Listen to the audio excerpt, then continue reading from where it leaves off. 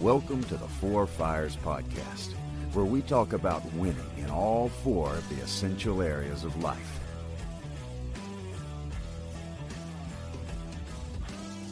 Welcome back to the Four Fires Podcast. If you enjoy listening to this podcast, please go down and leave us a 5-star rating and share this episode with a friend. It really helps us get all of this Four Fires content to more men so that we can accomplish our mission of building an army of four-dimensional men. Thanks so much. Live intentionally, and I hope you enjoy the show. All right, guys, welcome back to the Four Fires Podcast. This is Jeff Rice, and I get the privilege of speaking to my friend Bo again. He's been on the podcast before, and today we're going to talk about the purpose fire and the people fire. And Bo's got a cool story, something that's happened in his life he's got some cool insight and some wisdom around these two fires. Yeah. Hi, guys. I currently reside in Rochester, Minnesota. That's where my wife is from. And I moved out here about 3 or 4 years ago. Been all over, just playing baseball and doing different things. But yeah, currently own and operate a baseball facility. So just going through the daily tasks of whatever that entails. It's a little different every single day. It brings me new challenges. But yeah, live in Rochester, been here for a few years. It's been a really great transition. It's a little colder than I want it to be, but that's okay. But yeah, Four Fires, that's been a part of my life now for at least 2 years, if not longer. Jeff brought this idea to me and what it was about. And the number one thing that I really appreciate about it is it's like a daily checklist of the things that I could be doing better or add to compared to maybe like where I need to subtract to. It's a really great way to be self-aware of where you're at in your life and give you something to strive for in terms of what your everyday life should look like, and understanding there's seasons for everything and there's seasons for different fires in your life and where you might need to be more present compared to another. And it's just trying to find yourself, like balancing yourself out, I feel is the biggest thing, is when there's a lot going on with one fire and maybe one fire is not getting enough. Okay, like how can I add and subtract where I need to get the most out of myself? I think there's a calmness that comes with that. When you see that you're going too far away from one thing, you're getting into other things, you're like, okay, I need to add back into this. It was funny. The last time we talked, Jeff, we were both talking about how our physical fire hasn't been great. Where we're like, and at one point in our lives, like that was like the best thing that we were doing, right? Not even like maybe 6 months ago, it was like my physical fire is like torch, dude. We're rolling. Yeah. And now it's okay, this gets busy here and then this gets distracted here. And then you find out some different things and life happens. And all of a sudden you're like, wow, I haven't worked out in 2 weeks, or this happened and it happened quick. And so that's why I appreciate the Four Fires, is because it's a good way to regulate where you need to be, I would say. Like I mentioned, we're going to talk a little bit about the people fire and the purpose fire today. I actually want to just open it up to you, Bo, and just to preface, Bo's a part of a group of guys that we're getting together once a month, and we're believing in and giving their time and their money and their efforts into helping us build an army of four-dimensional men, which is the Four Fires mission. And so Bo recently had a guy that he knows that lost a loved one. And Bo, the comment you made to me was, it made me want to spend more time praying and spend more meaningful time with family. Just that the normal grieving and things that come when you lose a loved one or you see someone who lost a loved one. So I just want you to open it up and you share as much of that story as you want to. And then I've got some questions to go through. But just talk to me about maybe what you felt and how that emotion came to you. Just tell me the story. One of my best friends, college roommate, I found out that his mom had passed, and she was an incredible woman. Anyone that she talked to, she just had such a positive outlook on the world and life. She was an incredible mother. She treated me like as her own when we were living together. And when I found out, it seems to be that all the problems you have in the world just seem to get like way smaller. And it makes you stop in your tracks and you're like, okay, what's actually important?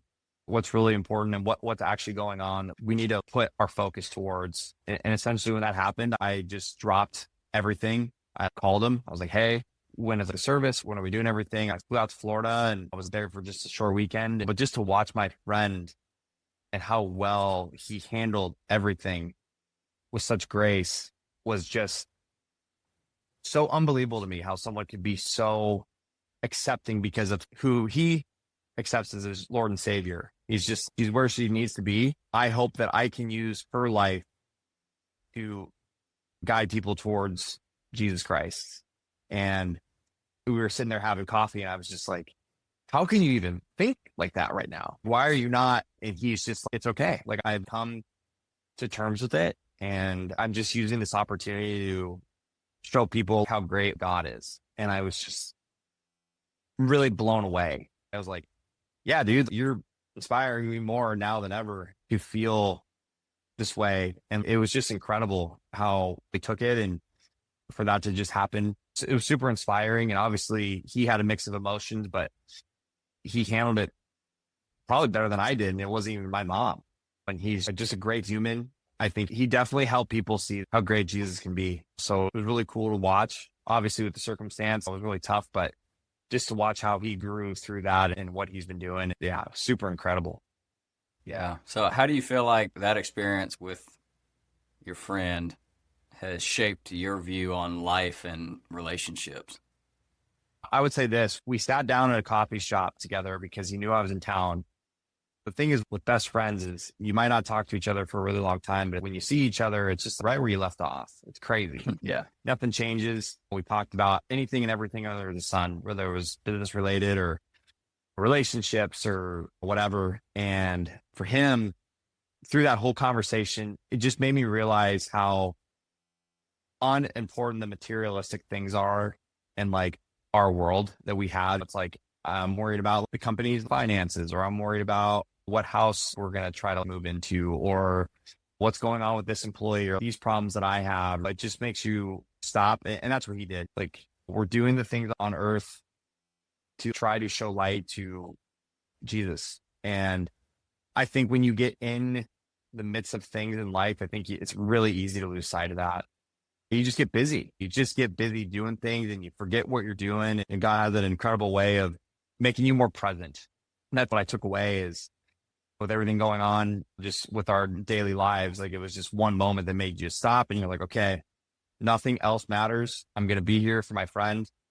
And I just want to be more intentional with the people that I love and care for, and building on those relationships, calling the person that you should call, talking to your dad, right? Like doing those things, even when you're busy, like just making time, even if it's 5 or 10 minutes, because I'm sure that people that, are like Ryan, who lost his mom, he would do anything to like give her a phone call, 10 minutes. And we're just typically worried about the wrong things. So yeah, I hope that answers your question, but that's my takeaway is we just need to pause, reflect more often on really how lucky we are to like be able to live the life that we have, and like how more grateful we probably should be as a society. Yeah. I think that's just in the world today, I would say even the United States, I think we miss out on a ton of gratitude. We're so distracted, and we're so trying to just go forward all the time. It's crazy. My wife and I went on our honeymoon in December, and we went to St. Lucia, and we met a guy. We were on like this boat tour thing, and I was talking to him. I was like, so you do this every day? You just take people out on a boat every day? And he's like, yeah, I'm from a fishing village. This is just what I do. I'm like, that's super cool, man. And he's like, yeah, it's great. I wake up, I go on the boat, and I come home. And all I want to do with my life is own a boat someday. He wants to own his own boat. It was just crazy to me because he was so happy and content doing the simplest thing because he just loved it.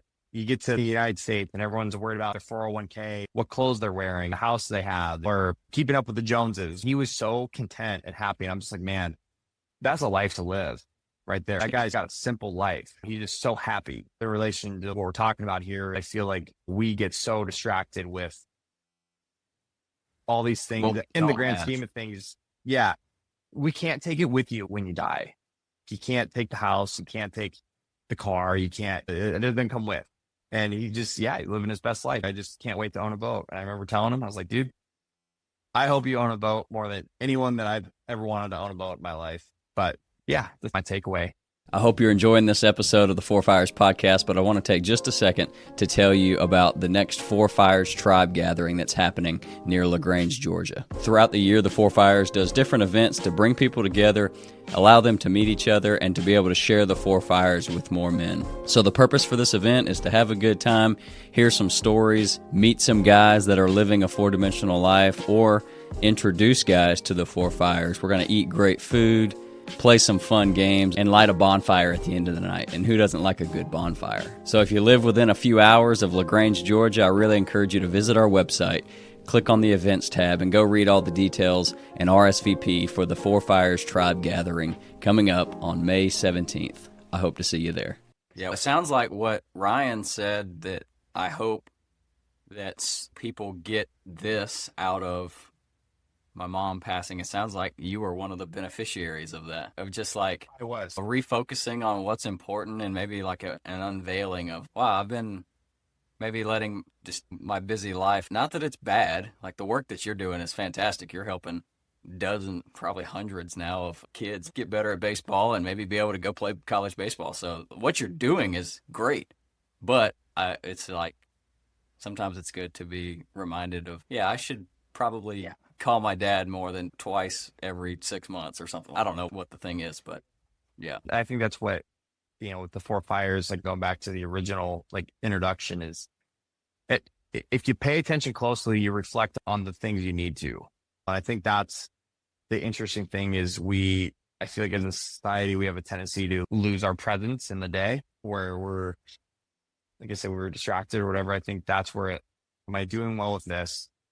Where should I spend some more time to bring up these other things that are all important, right? All those things are important in your life, but just trying to navigate through that and knowing when some logs need more than others and trying to get back to even as much as you can. I feel like it's so important. But yeah, I went that weekend to like help my friend, and I felt like my friend helped me more. Wow. I was just like, dude, I'm just here to support you. What do you need?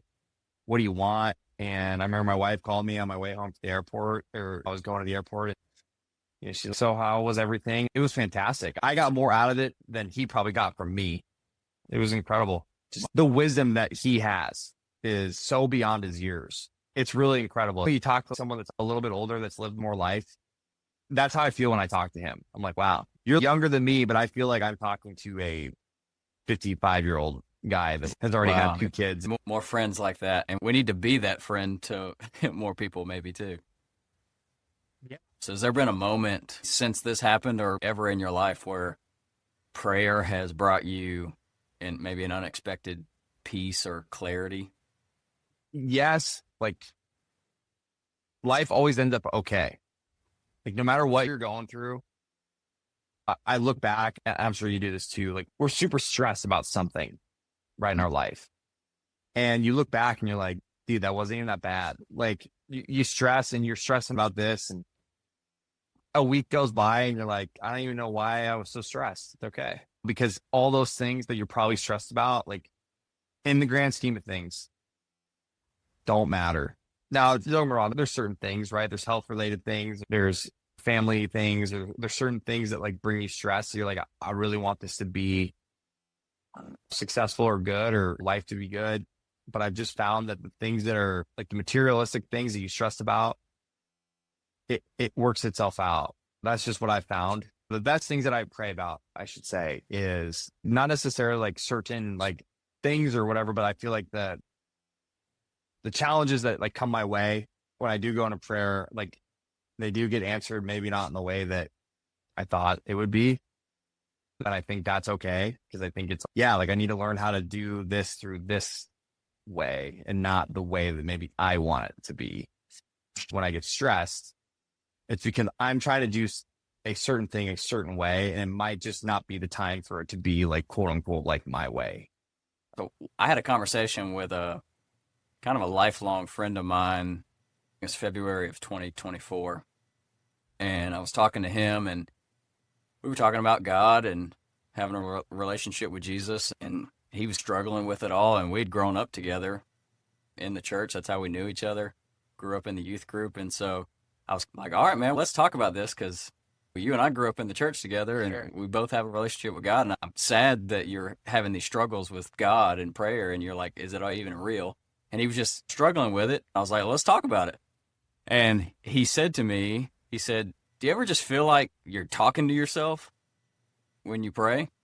And I was like, yeah. I was like, I felt like that before. And there's definitely times in my spiritual journey where it's up and down, where I feel the presence of God and I feel, man, I'm actually having a conversation with God. And there's been other times where I'm like, yeah, I do feel like I'm just sitting here quietly talking to myself. So my question is, have you ever struggled with feeling like your prayers were unheard or that you were talking to yourself? And then how have you up until this point navigated that? Great question. When you pray like in fear or stress, it's typically not great because you're panicked, right? I feel like that's where, I don't want to say it's not genuine, but I want an outcome, right? Essentially, when you're like panicked, right? If someone was getting rushed to the hospital and you're like, I need you to live, and you're praying for whatever, I feel like sometimes that's where it's harder. I find that when you don't pray for outcome and you almost pray for a process, it's more heard, I guess, because you're like, okay, I want you to give me the tools to be more gracious, or I want something to help me with what I want as a result, but it's process driven. But yeah, you know what? There's been times where I'm super down or not feeling it. I'm like, yeah, praying is the last thing I want to do right now. I don't want to talk about it. I just want to handle it myself. Right? Like, it's like, I'm just going to take care of what I got to take care of. And I think the more that you let your guard down, I think it's easier. It's kind of like talking to a friend. It's when you go to your friend for advice, but you go to your friend and you're like trying to talk and you're like, dude, I need this and I'm stressing out about this. And you're probably like, I can't help you right now because you're freaking out. There's no advice I'm going to give you that you're going to be able to take with you and see. Where I feel like when you come from a place of peacefulness and calmness, it's okay, I can help you through this in a way. I don't know if that's how you've ever felt. I think it's a really good example. I was coaching a 12U baseball team this weekend in Iowa, and we have this kid on our team, and he is just a little gamer, dude. He's like the youngest on the team, but he's a little gamer. He's 4'0" nothing, not even like 100 pounds, but he is one of my favorite players. And he gets out on the mound and he struggles, right? He gets hit around a little bit. Some things aren't going his way. He doesn't know that he's going to be really good, but he's going to be really good.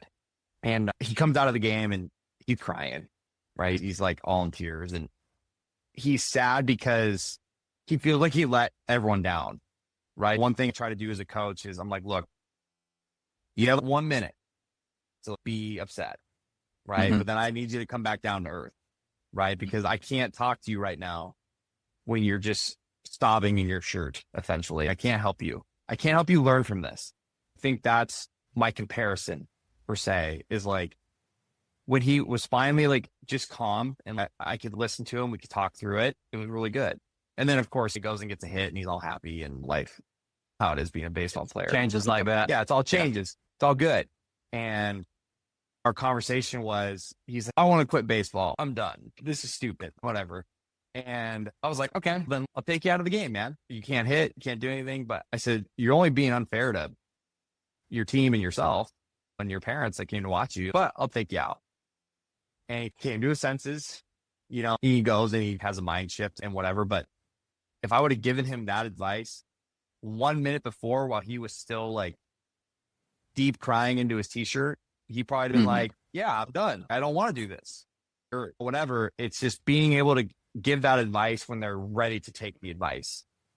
And that's, I would use as my thought with like prayer, right? If I could like come up with a comparison, it's like, you have to be ready to listen to what like he is trying to give you. Because if you're not ready, it's not going to come your way. At least not in the way that you might think. At least in my experience, when you're asking and you're freaking out, you're like, dude, you're not ready for that. That's great. God's timing is perfect. And a lot of times we look at the book of Matthew, Jesus gives us like the model prayer. And the one line in it is, your will be done. Our Father who art in heaven, hallowed be thy name, thy kingdom come, thy will be done.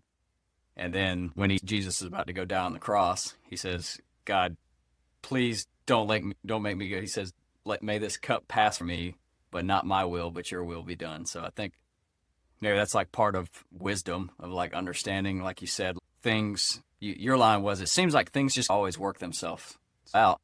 So maybe it's like a wisdom of knowing, I know God's going to take care of me. He's going to take care of this. So I'm going to be still.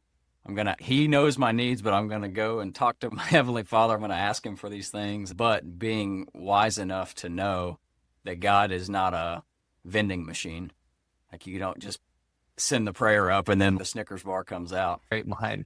It's a great line. It just always seems to work itself out, like how it's supposed to, for whatever reason. Thank you for tuning in to the Four Fires podcast. I want to take just a second to let you know about one of the resources that the Four Fires tribe offers to help you take control of your life, take ownership, and build some authentic community to become more four-dimensional. It's called the 30-Day Ruck. It's a 30-day challenge to live four-dimensionally. You commit to weekly tasks, abstaining from a few things, and having a Zoom call with your facilitator, that's me, and the other men that are going through the ruck with you. It's a great way to encourage each other, meet some new guys that are trying to live four-dimensionally, and really hold ourselves accountable and commit to something, and then keep our commitment to ourselves, to becoming a four-dimensional man. Visit our website, fourfires.com, to see more about the 30-Day Ruck and how you can sign up and reserve your spot today. Thanks, and let's get back to the episode. And you look back and you're like, dude, I was so scared of this. I was so in fear of this. And it actually worked out better than I thought it could, right? I thought it could be, I didn't know it actually could be like this great in some things of your life. And it just goes back to how you view gratitude. There are days, and I don't know, you feel this way too. There are days where I'm like, man, I want nothing to do with the baseball facility. I don't want to go in there. I don't want to teach a kid how to hit today. And then I just reflect. And I'm like, man, I'm really grateful that this is what I get to do, like, for my job. There are hundreds of people that would change me any day of the week with their job, right? And so, okay, perspective, right? I have a job that I think that I'm pretty decent at and, like, I love to do. I don't love it every day. I love it every day, but I don't like it every day, I guess you could say. But it's okay. I don't know what I would do differently. I'm really glad that it worked itself out. I'm sure even in like your relationships, right? I remember going to a church service one day and there was this older couple and I've loved my wife for 30 years and I've liked her for 15, I think was the quote, right? I've loved her for all 30, but I've only probably liked her for 15 of those years, because your spouse makes you upset or whatever. You don't like them all the time. You always love them, but you don't like them all the time. You're like, why did you do it this way? Or like, why didn't you put this away when I asked you to, or whatever? But you come back and I go like on these weekend road trips and I'm like gone for my wife for a couple of days. And I'm just like, I am so glad that I get to come home and be with you.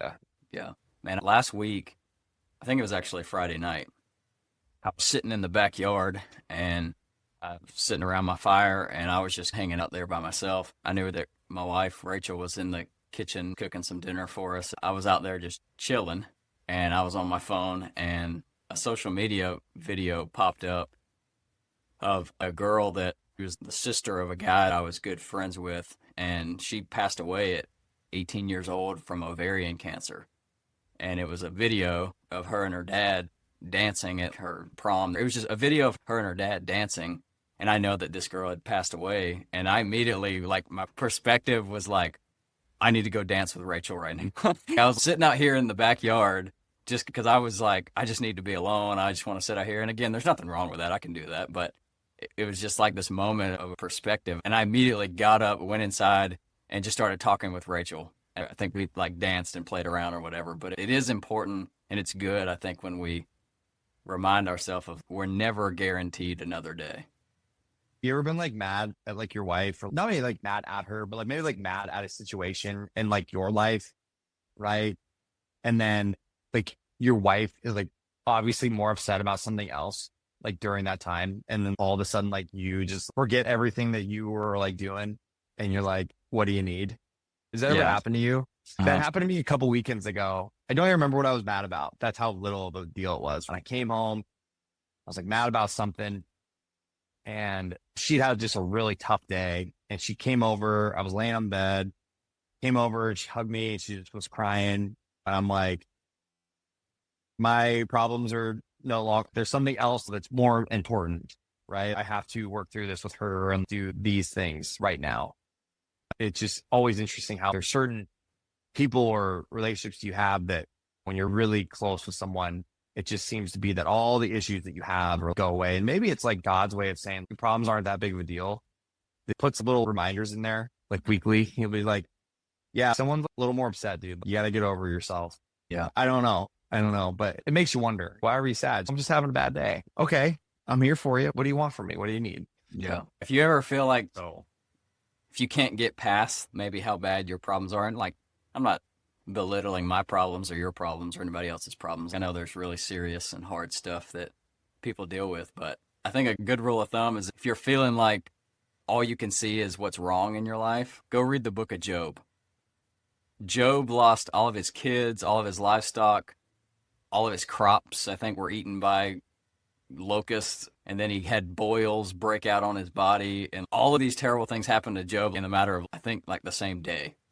So it's just sometimes it's good to get a different perspective, get outside of your bubble and remind yourself of all the things that you should and can be grateful for in your life. The smallest things from, I'm sitting in an air-conditioned building right now. It's probably 85 degrees outside here in LaGrange, and I'm sitting in perfect conditions inside this building.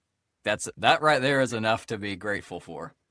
My next question was, and what role does gratitude play in your life? I'd probably say this. You could probably always be a little more grateful at the end of the day. Like, even when you are grateful, I think expressing that gratitude genuinely makes you like happier and more joy. And it just changes your perspective of what is going on. I think a lot of times when people are upset or sad, darker place is because they're thinking about all the things that are wrong. And what you think about is what you're probably going to become. I know it sounds really simple and cliche, but it's the kid that, and I'll use baseball as a reference. It's like the kid who thinks he's going to strike out is going to strike out. It's amazing how powerful your thoughts are, right? If I think I'm going to strike out, I'm going to probably strike out.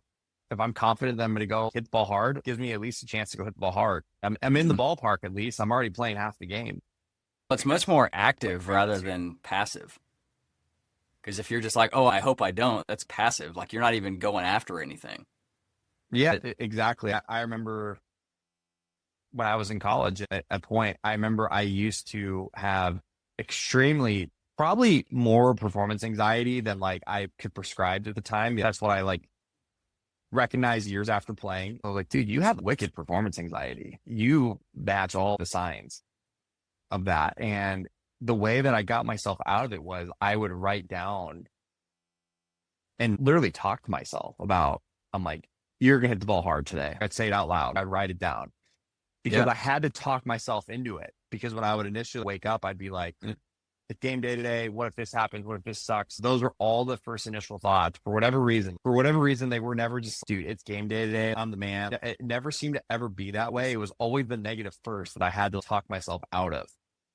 And then by game time, or by the weekend, I got to a place where I understood if we played on Friday, by Monday, I was already talking to myself about next Friday. I was like starting to put in the groundwork to do that because I knew that I needed to talk to myself way more on a positive note than a negative note. Those are the things I think you learn over time. The older you get, it's the simpler things like showing gratitude and thinking positive that the bigger things that are good, right? If you're really negative, man, you can't even get out of bed to do the things you want to go do, right? Yeah. In theory, right? You know how it is when you have those really like depressed days. You don't work out. You probably don't read the Bible as much. You don't do the things that actually make you happy, right? You're just sulking in what you're doing. You're like, this sucks today because of this, or I'm stressed because of this, or all these different things. And so it leads down the rabbit hole, right? Then you're sad for another day or whatever. And the best thing you can do is just snap yourself out of it. I know it's easier said than done, right? But you listen to a lot of people that dealt with depression and anxiety and stress, and they're like, how'd you get out of it? Even talking to one of our employees who had dealt with that, he tried to commit suicide a long time ago. So into all this therapy and I had no clue. But I'm like, dude, I'm so glad you're here. And I was like, what changed? I mean, I just stopped being sad. I just told myself I didn't want to feel like this anymore. So I just didn't. I just was telling myself positive things. And he just worked himself out of it over time. Yeah. And it was incredible. But it's just like with anything, it's like the person that wants to lose 100 pounds. And you're like, how'd you do it? And you're like, I just didn't want to be 100 pounds overweight anymore. I just decided that I was done with this. And then they just kept showing up.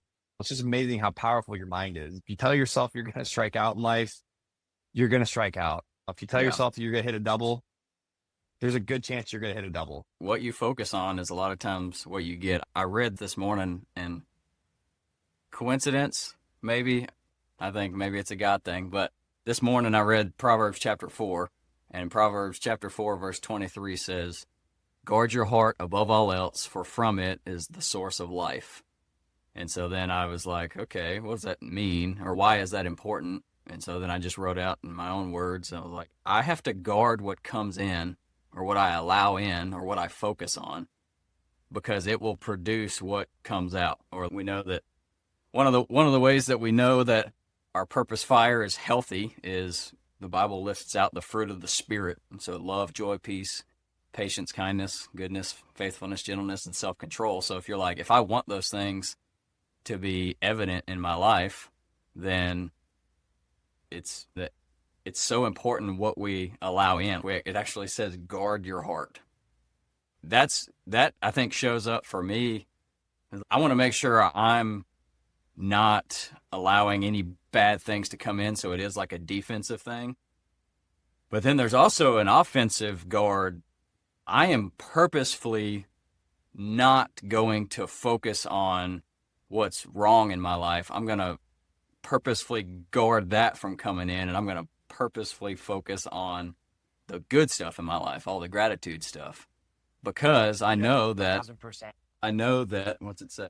Guard your heart above all else, for it is the source of life. Focusing on how you're grateful. And actually, one of my questions that I skipped over was, what is the purpose of prayer? And I know I mentioned like God's not a vending machine. So maybe the purpose for prayer is not to have all your prayers answered. Sometimes the purpose for prayer is to just be grateful and thank God for who he is and for loving you, and think about all the things that he's provided for you up until this point. Yeah. You know what? I think so. Like my friend, it's like he probably just went through the toughest thing of his whole life. And he's just, I trust what's going on. And I'm like, I'm so grateful that he gets to be in heaven. And part of me is like, dude, you're a psycho. Good for you. There's just so many different ways that you could go when something like that happens. Right. And that's bringing this almost full circle. He was just like, I'm really grateful for everyone that was here. Talk about looking at the glass half full, even with the kids, like the kids that I get to work with. Kids have a tendency to do this, right? They'll nonchalantly say, oh, I suck at this, or I'm not very good at this. And man, I cut that out right away. I'm like, don't say that. You got to take that out of the universe, man. You are good at this. Even kids that aren't good at this, I tell them they're good at this. You know? Yeah. Or you can be realistic and say, hey, I'm not that good at hitting a curveball right now, but I'm working on it. Don't say I suck at hitting a curveball, because you're always going to suck at hitting a curveball if that's what you tell yourself. That's literally it, man. They'll be like, I can't hit this. I was like, yeah, you can. You definitely can. Here's why. And there are some kids that you got to just bolter with confidence. And I think that's the majority of them, right? You just got to give them so much confidence, even when, frankly, you might not be that confident. It's like you're playing the game and a kid steps up to the plate and you're like, okay, are you the player that I would want up right now in the bottom of the seventh? It wouldn't be my first choice, but it's who we got. And like, basically you have to get that person to believe, or try to get them to believe in what they're doing, you know, in a time where it's really hard to believe in yourself. And I think we talk about coaching and life and all those different things, being a good friend. Those are the things, right? You're like, yeah, man, like I'm going to just fill you up with so much confidence, because if I don't fill you with confidence, like the negative is going to happen anyways. At least if I pump you with confidence, the door is open for something good to happen. And in a game or life of inches and percentages and little tiny amounts, like, yeah, dude, I'm going to pump you with confidence, even though you might not like be confident, because if I can say the right thing and I can get you to feel the right way, who knows what might happen, right? And you might swing and you might hit it and the snowball effect happens, right? You're talking about great leadership. Leadership is influencing someone to do something that they wouldn't otherwise have done. So you're really just talking about leadership. Hey guys, it's Jeff. Thanks for watching this episode of the Four Fires podcast. If you're interested in becoming more four-dimensional, the best way, hands down, for you to do that is to start a Four Fires small group. Real life change always happens when we build authentic community and we're challenging each other, just like the Bible says, as iron sharpens iron, so one man sharpens another. If you want encouragement, if you want accountability, if you want deeper friendships with some men in your life, a Four Fires small group is your next step. Visit our website to see more information. Watch the Session 1 video to see if it really resonates with you and if it's something that you want to lead a group of men through. Fill out the application, and I would love to talk with you and provide you and the men in your group with all of the resources and the tools that you need to be equipped and empowered to start this small group and to become the four-dimensional man that God created you to be. I look forward to hearing from you, and until then, let's get back to the episode. I want to wrap this thing up with talking more about the tactical things that you do and your people fire to build that. And so your comment was, I want to spend more meaningful time with family. So the question is, how do you create meaningful moments with family in today's busy and distracted world? I think the biggest things are when I feel like my wife needs me, I stop everything, right? I'm just like, okay, what do you need and how can I get it for you? When there's time like that where I need to spend time with you, or I need that time, it can be in a lot of different ways. I think just like anything, you have to put it on your calendar, schedule of, yeah, I'm doing this today, right? Example, I just was like, no, I'm not going in today. I'm not going to do that because it's important for me to spend this time with Danielle or whatever we have planned for the day. And I know a lot of that too is maybe a little bit easier for me because I can essentially make my own schedule, right? There's certain things I have to be to, but there's other things that we just have guys who can cover and do whatever. I might argue that it could be even tougher for you because any guy who has that, I work 8 to 5 every day, then for that guy, it might even be easier to schedule time with family. So I would say it's even harder for you because you have to actively turn your brain off, where someone who has that clock in, clock out, they're done. But you're trying to grow this thing and you're on all the time. But yeah, you know what? That's true. It's one of those things where it's trying to be mindful of what relationships are needed. And it could be as simple as calling my parents. It could be reaching out and sending my grandma a text, right? Just little tiny simple things, but just let them know that you're there and you're thinking of them. I think goes a really long ways. But yeah, you just got to set time to do it, just like you would with a meeting or whatever, and trying to do the things that you need to do to be productive in all the fires, but especially like the relationship fire.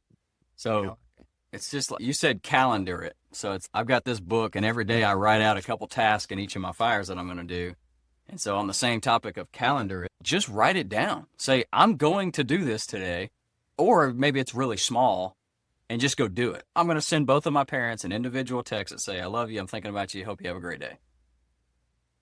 So sometimes it's just go do it. But other times it's name it and then make sure it gets done today. When you put stuff on like a task list, it's like you feel so much better once it gets done. I woke up at 3:45 today. I actually tried to wake up 15 minutes earlier so I could have a little bit more time to drink my coffee this morning before I went and played basketball. Man, that's an early basketball day. Yeah, 5 o'clock, right? They start at 5. Right. That's when the gym opens. We play for a couple hours. It gets pretty tiring, right? Throughout the day, it's 11:40 my time. I've already been up for almost 8 hours. Some people just woke up a couple hours ago. They're doing their thing, but it's crazy because for me, it's okay. I know that I can get my physical stuff accomplished for the day before anything else happens. There's typically not a problem in my relationships, business, or faith between 5 and 7 a.m. Right. I don't get a phone call. I don't get an email. I can accomplish it during that time. And I'm sure that when we have kids, that's going to be my time that I'm like, yeah, I got to work out right now because it's when I can get it in. And then I go work or do whatever I got to do the rest of the day, and might be working late, might not be, might be on the weekend, whatever. But it's just going back to assigning the times to do the things you need to do and work towards it. And I find that better with everything that we do. It's going to sound terrible. When my wife gives me a list of stuff to do, if she writes it down, I am way more apt to get it done than if she just mentions it in passing, right? She's like, hey, I need you to do this. Hey, these are the things I need you to get done today. I can read it. Okay. I don't know what it is in my brain. There's probably a study out there that can like tell me why, but it's just, oh, I see it. Like I can do it. Great. Just get it done. Or if you feel like I've experienced this where like maybe there's a list and it's, hey, I can do 1, 2, 3, and 4, but I'm not getting to 5 today. To where if it's there, you have the good communication with your spouse and all that stuff. Oh, and you know what? That's happened too. I'll come home and I'll text her, or I'm like, look, I had to leave. I didn't get this done today. Got these like 3 things done, but I didn't get this done. And like my wife is like the coolest person ever. She's okay, no big deal. She's just that way. I don't know if we've ever really been like mad at each other. Like we're not good. We're both just so, yeah, okay. Yeah. It didn't get done. It's whatever. Like life goes on. Yeah. Yeah, man. Those are. Yeah. But every time you say that, when we were in college together, you'd always play that song. Oh yeah. Life goes on. And that's what I think of. It's the same thing.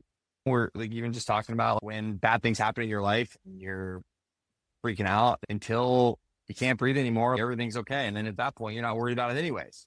It's okay. We're going to probably figure our way out through this regardless. That's my experience, man. This has been a great conversation. I think to sum it all up, it really is perspective and perception is reality. And so make sure you choose wisely what your perspective and your perception of your life is. That's right. I should put that on a t-shirt. If you think you're going to strike out in life, you're probably going to strike out. Yeah. If you believe you can or believe you can't, you're right. That's it. In a nutshell. Bo, I appreciate your time, man. You're wise beyond your years too. So you fit right into that category with your buddy Ryan. I appreciate it, Jeffrey. You are too. You're a smart guy. Guys, I hope you enjoyed that episode. And again, thanks, Bo, for being here. And until next time, you guys go live intentionally. And we'll catch you on the next episode of the Four Fires Podcast.